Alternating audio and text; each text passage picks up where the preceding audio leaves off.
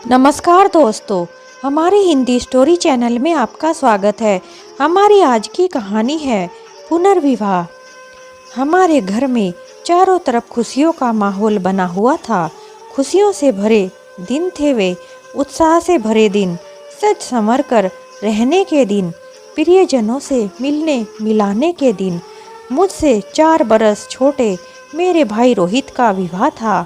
उस सप्ताह यूँ तो यह उसका दूसरा विवाह था, पर उसके पहले विवाह को याद ही कौन कर रहा था। कुछ वर्ष पूर्व जब रोहित एक कोर्स करने के लिए दिल्ली गया तो वहीं अपनी एक सहपाठिन से विवाह भी कर लिया। मम्मी पापा को यह विवाह मन मार कर स्वीकार करना पड़ा, क्योंकि और कोई विकल्प ही नहीं था। परंतु अपने एकमात्र बेटे का धूमधाम से विवाह करने की उनकी तमन्ना अधूरी रह गई। लेकिन मात्र 1 वर्ष ही चला यह विवाह। कोर्स पूरा कर लौटते समय उस युवती ने भारत आकर बसने के लिए एकदम इनकार कर दिया, जबकि रोहित के अनुसार उसने विवाह से पूर्व ही स्पष्ट कर दिया था कि उसे भारत लौटना है। शायद उस लड़की को यह विश्वास था कि वह किसी तरह रोहित को वहीं बस जाने के लिए मना लेगी। रोहित को वहीं पर नौकरी मिल रही थी और फिर अनेक भारतीयों को उसने ऐसा करते देखा भी था, या फिर कौन जाने रोहित ने यह बात पहले स्पष्ट की भी थी या नहीं। बहरहाल विवाह और तलाक की बात बता देने के बावजूद उसके लिए वधू ढूंढने में जरा भी दिक्कत नहीं आई। माँ ने इस बार अपने सब अरमान पूरे कर डाले। सगाई, मेहंदी, विवाह, रिसेप्शन, सब कुछ सप्ताह भर चलते रहे सभी कार्यक्रम। मैं भी अपने अति व्यस्त जीवन से 10 दिन की छुट्टी लेकर आ गई थी। पति परवीन को 4 दिन की छुट्टी मिल पाई तो हम उसी में खुश थे। बच्चों की खुशी का तो ठिकाना ही नहीं था। मौज मस्ती के अलावा उन्हें दिन भर के लिए मम्मी पापा का साथ भी मिल रहा था। मेरठ में खुशहाल बचपन की ढेर सारी यादें मेरे साथ जुड़ी हैं। बहुत धन वैभव न होने पर भी हमारा घर सब सुविधाओं से परिपूर्ण था। आज के मानदंड के अनुसार चाहे माँ बहुत पढ़ी लिखी नहीं थी, परंतु अत्यंत जागरूक और समय के अनुसार चलने वालों में से थी।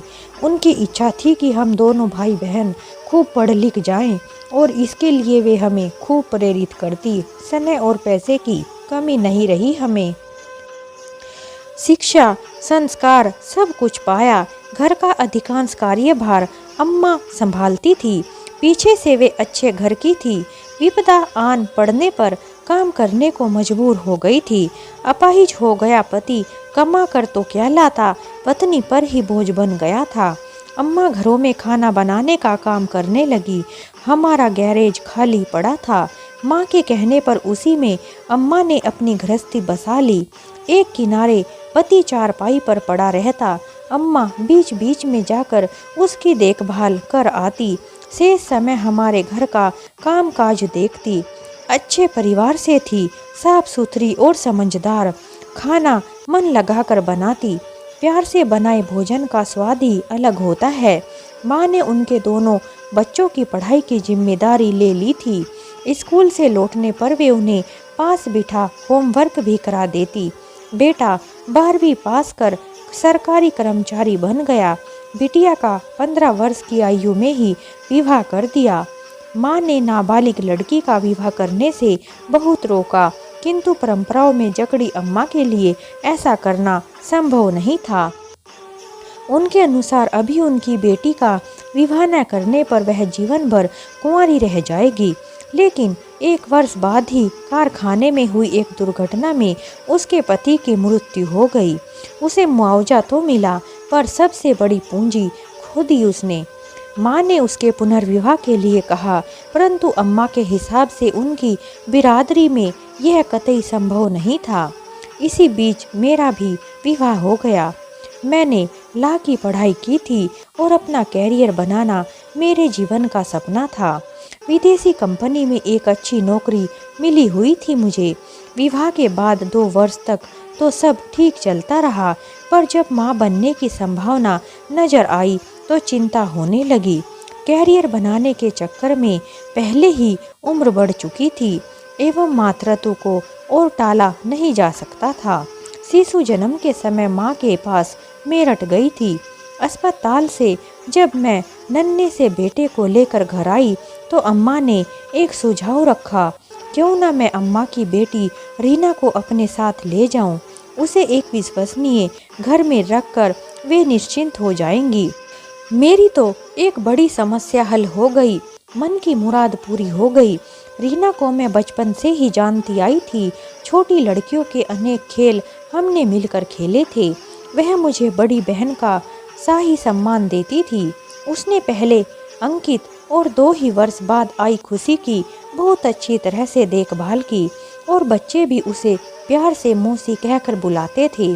परवीन जब घर पर होते तो यथासंभव हर काम में सहायता करते, किंतु वे घर पर रहते ही बहुत कम थे। उन्हें दफ्तर के काम से अक्सर इधर उधर जाना पड़ता और जब विदेश जाते तो महीनों बाद ही लौटते। यूँ अपने कैरियर के साथ साथ बच्चों को पालने और घर चलाने की पूरी जिम्मेदारी मुझ पर ही थी। रीना की सहायता के बिना मेरा एक दिन भी नहीं चल सकता था। बच्चों के बड़े हो जाने के बाद भी मुझे उसकी ज़रूरत रहने वाली थी। मैं उसकी सुविधा का पूरा ख्याल रखती थी। घर के एक सदस्य की तरह ही थी वह। यूँ तो वह रात को बच्चों के कमरे में ही सोती, किंतु घर के पिछवाड़े उसका अपना एक अलग कमरा भी था।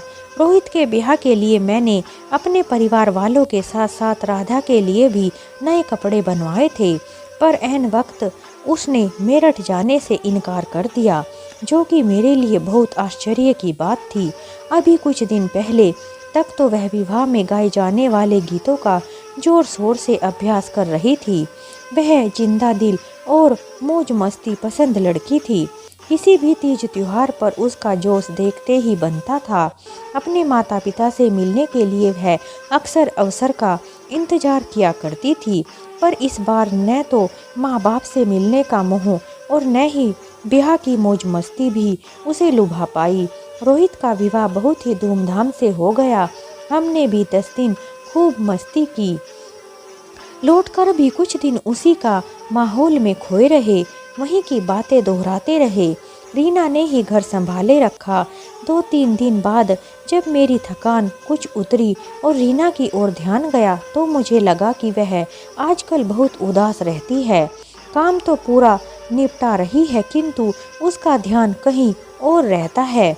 बात सुनकर भी नहीं सुनती, माँ बाप की खोज खबर लेने को उत्सुक नहीं, विवाह की बातें सुनने के लिए भी उत्साहित नहीं, पर बहुत पूछने पर भी उसने कोई कारण नहीं बताया। मैंने काम पर जाना शुरू कर दिया था। यह चिंता नहीं थी कि मेरी अनुपस्थिति में बच्चों की देखभाल ठीक से नहीं होगी, पर उसके मन में कुछ उदासी जरूर थी जो मैं महसूस कर सकती थी, परंतु हल कैसे खोजती जब मैं कारण ही नहीं जानती थी। इतवार के दिन मेरी पड़ोसी ने मुझे अपने घर पर बुलाकर बताया कि हमारी अनुपस्थिति में एक युवक दिन रात रीना के संग उसकी कोठरी में रहा था। मैंने माँ को फ़ोन करके पूरी बात बताई।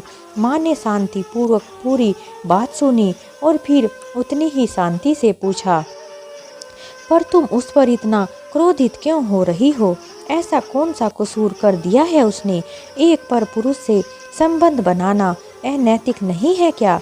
हमें तो आप कड़े अनुशासन में रखती थी, तो इसमें दोष किसका है?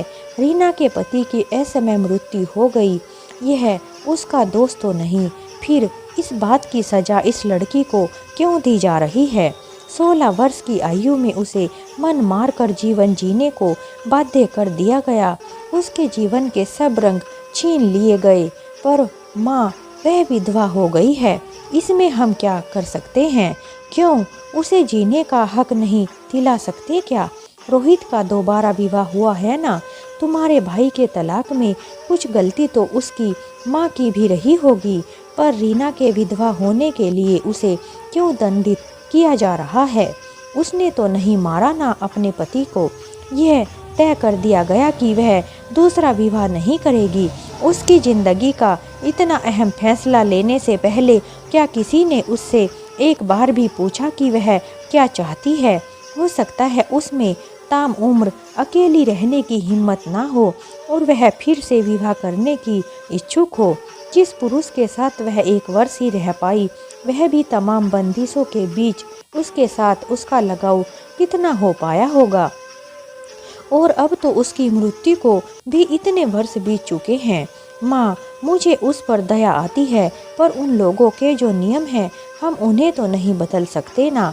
पर ये कानून बनाए किसने? समाज द्वारा स्थापित नियम कायदे समाज नहीं बदलेगा तो कौन बदलेगा? और हम भी इसी का एक हिस्सा हैं। तुम्हें क्या लगता है, तुम्हारी सुखी गृहस्थी देखकर उसकी कभी इच्छा नहीं होती होगी कि उसका भी कोई साथी हो जिससे वह मन की बात कह सके, अपने सुख दुख बांट सके?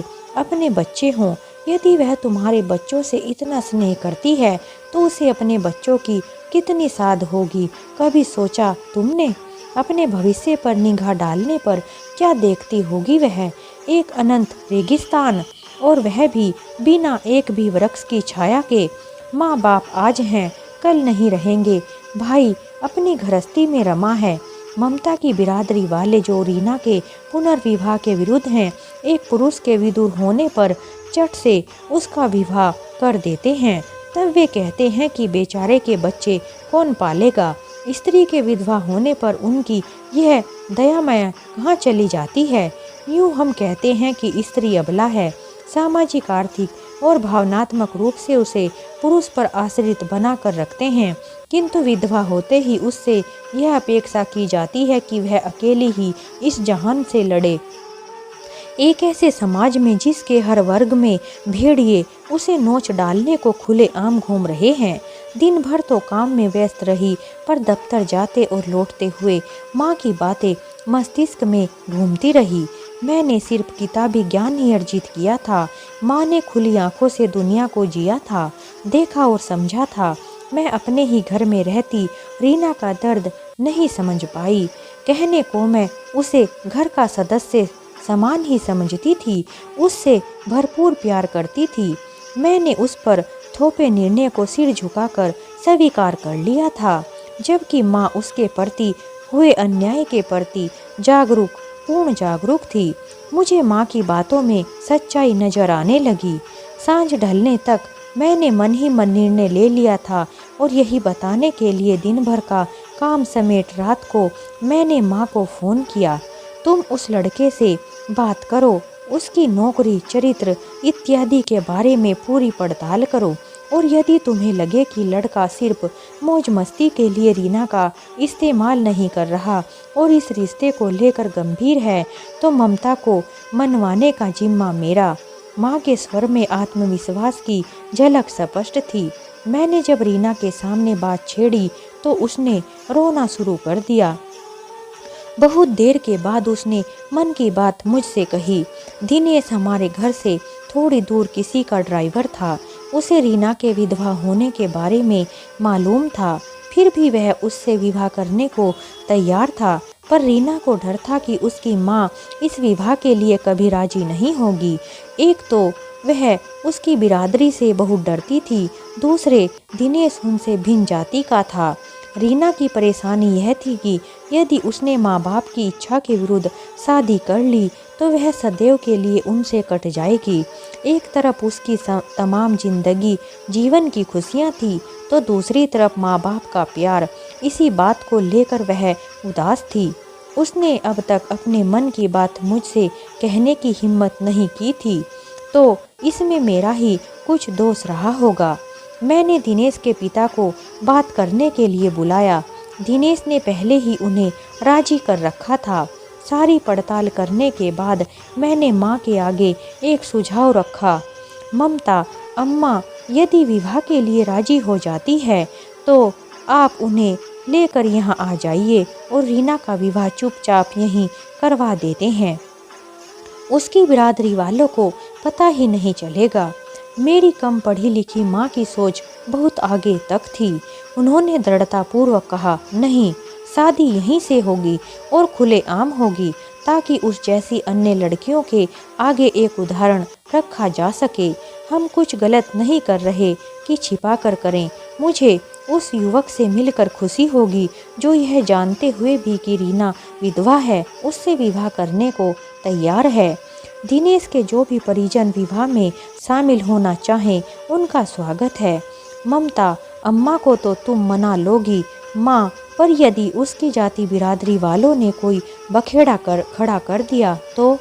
मैं अब भी हिम्मत नहीं कर पा रही थी। शायद सेना जब युद्ध के मैदान में आगे बढ़ती है तो उसकी पहली पांत को ही सर्वाधिक गोलियों का सामना करना पड़ता है, पर इसका अर्थ यह तो नहीं कि आगे कोई बढ़ने से इनकार कर देता हो। इसी तरह स्थापित किंतु अन्यायपूर्ण परंपराओं के विरुद्ध जो सबसे पहले आवाज़ उठाता है उसे ही कड़े विरोध का सामना करना पड़ता है। फिर धीरे धीरे वही रीति स्वीकार्य हो जाती है, पर किसी को तो शुरुआत करनी ही पड़ेगी ना। पहली पांति यदि साहस नहीं करेगी तो समाज आगे बढ़ेगा कैसे? हमारे समय में पढ़े लिखे घरों में भी विधवा विवाह नहीं होता था। बहुत सरल, चाहे अब भी न हो किंतु वर्जित भी नहीं रहा। विडंबना यह है कि अभी भी हमारे समाज के कई वर्ग ऐसे हैं जहां विधवा की दोबारा शादी नहीं हो पाती। शायद अकेली ममता यह कदम उठाने की हिम्मत न जुटा पाए, परंतु यदि हम उसका साथ देते तो उसकी शक्ति दोगुनी हो जाएगी। मैं मेरठ जा रही हूँ। इस बार रीना को संग लेकर जाकर इसके विवाह की तैयारी भी करनी है। आज से ठीक 15वें दिन आएगा इसका दूल्हा पूरे रस्मों रिवाज के साथ। उसके बाद मैं रीना को लेकर मेरठ चली गई। वहां जाकर मैंने माँ के साथ मिलकर उसकी शादी की तैयारी की। उसकी बिरादरी वालों ने काफ़ी कोशिश की शादी को रोकने की, लेकिन आखिरकार उन्हें हमारे आगे झुकना पड़ा, क्योंकि किसी की जिंदगी का सवाल था। अगर किसी को खुशियाँ मिल रही हैं तो इसमें बिरादरी वालों को कौन सी परेशानी हो रही है? एक लड़की के जीवन में अगर फिर से खुशियाँ आ रही हैं, यह तो सभी के लिए खुश होने वाली बात है। आखिरकार बहुत कठिनाइयों के साथ रीना का दूसरा विवाह कर दिया गया। अपने दूसरे विवाह के बाद रीना अपने पति दिनेश के साथ आज बहुत खुश है और अपने जीवन को खुशी के साथ गुजार रही है। दिनेश भी उसका बहुत ध्यान रखता है, उसे बहुत प्यार और सम्मान देता है। तो दोस्तों, इस तरह हमारी यह कहानी समाप्त होती है। अगर आपको हमारी यह कहानी अच्छी लगी हो तो हमें कमेंट में ज़रूर बताएं कि क्या आप इस बात से सहमत हैं कि किसी लड़की का पुनर्विवाह क्या गलत बात है? क्या उसे खुशियां पाने का अधिकार नहीं है?